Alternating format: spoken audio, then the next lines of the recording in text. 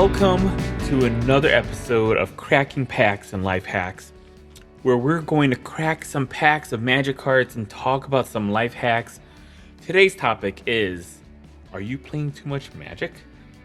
But first, let's pick a pack to crack. We'll assign these packs as 1 through 6, corresponding to my random number generator here. 6! Oh my gosh. 6. I'm so excited when I roll a 6 because it's collector boosters. And I'm actually running kind of low, so I'm going to have to swing by my LGS and get some more. Okay, now let's see what pack we're going to pick here. We'll go 1 through 6 again. 2. Call time. Awesome. And actually, I'll add another call time here in case we roll a 6 again. So, so today's topic is, are you playing too much Magic? Right? I love Magic.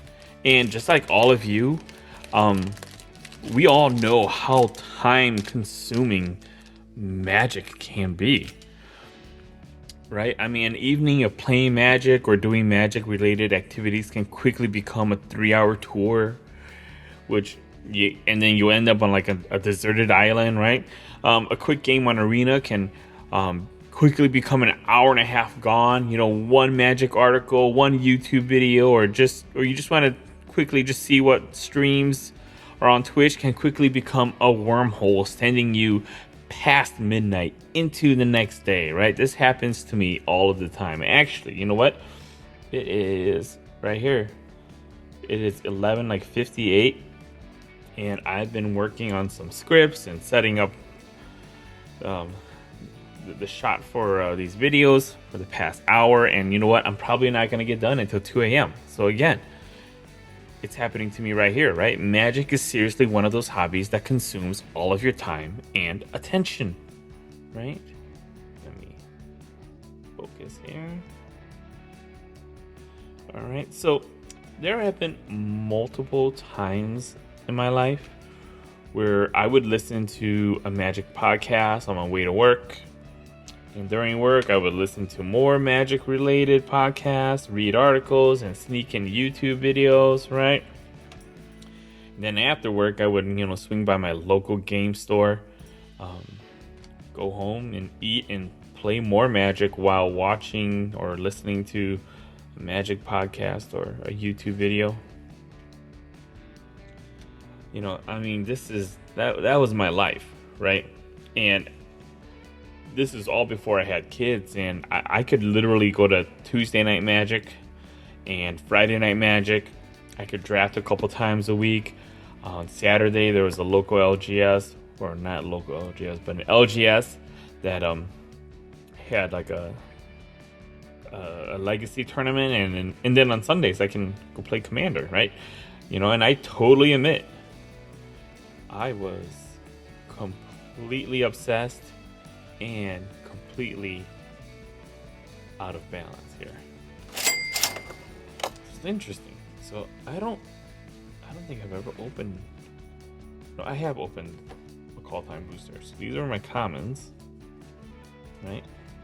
And then it jumped to 2 uncommons, and now I've got a snow-covered land, right? So let's finish this pack here. All right, cool. CHC, Hero of Bretigard. That's a pretty cool card. So this is a call time commander card, I believe. Right, so I've got a tip for you, right? If you are completely obsessed with Magic and you feel like you are completely out of balance, I've got a great tip for you, right? Especially if you have a spouse and kids. Okay, so here's another rare. Ooh, Search for Glory. That's a good card. I like that card. I love cards that can search or fetch things. Anyways, yeah. So back to the tip, right? And this is a great tip, especially if you feel like you're addicted to any hobby, whether it be fantasy football, fishing, shopping, reading, video games, etc. right? So on occasion, oh, that's pretty cool. I got a mythic here. So on occasion, especially when I've been really busy and I've been spending too much time doing magic related things, I will straight up ask my wife. Oh, nice pathway. Ooh, blue green. I will ask my wife and my 2 young kids this question. I ask them, do you want daddy? Or if I'm talking to my wife, I'll say, do you want me to spend more time with you? It's a real simple question. And with my kids, I usually get on my knees so that we're close to the same height. And I ask them, do you want daddy to spend more time with you? And 99% of the time, oh my gosh, 99% of the time they'll say yes. Then we plan a daddy-daughter date. And then usually, we'll try to figure out what's the soonest free evening, or we'll plan it for that weekend. And I'll do the same thing for my wife. I'll hold her close to me, or I'll hold her hand and I'll ask her, do you want me to spend more time with you? And again, most of the time she says yes. So whenever they say yes, it's always a huge wake-up call for me. I try to do monthly dates with my wife. 2 dates a month with my wife, and I try to do a monthly date with my daughters. And so whenever they say yes, it's a huge wake-up call for me. It snaps me back to reality, to my priorities, and to the most important relationships in my life. Like, I love magic, like most of you, but it's never a priority over my wife and kids. Never, right? But like I said earlier, magic is one of those hobbies where it's just so easy to put a lot of time and a lot of focus on it because it's just so much fun. We do it all the time. I do it all the time, right? And so I hope this tip helps you out. And if you could, please feel free to give us some more tips and some comments on if you're playing too much magic. Like, how do you know you're playing too much magic? And it takes a lot of awareness to kind of figure that out. So let's actually just quickly go over the cards I got in here. So I got this Hero of Bretagard. Right, so it says whenever you exile 1 or more cards from your hand and or permanents from the battlefield, put that many +1/+1 counters on this card. As long as this card has 5 or more counters on it, it has flying and is an angel in addition to other types. As long as this card has 10 or more counters on it, it is indestructible and is a god in addition to other types. Cool, and it's a Kaldheim Commander card as well. Let me see here, I got some showcase cards here. Cardur, the Doom Scourge, right? Whenever he ETBs until your next turn, creatures your opponents control attack each combat if able, and it attack a player other than you if able. Okay, whenever an attacking creature dies, each opponent loses 1 life and you gain 1 life. Cool. There's my other card here. Morite of the Frost. That's a crazy casting cost there, but it's a changeling. You may have Morite of the Frost enter the battlefield as a copy of a permanent you control, except it's legendary and snow. In addition to its other types, and if it's a creature, it enters with 2 additional +1/+1 counters on it and has changeling. That's pretty cool, right? And then my rares. Got this. Bark Channel Pathway or a Tide Channel Pathway. I love these cards. Then search for glory. You can search for a snow permanent card, a legendary card, or saga. Reveal it, put it into your hand, and shuffle your library.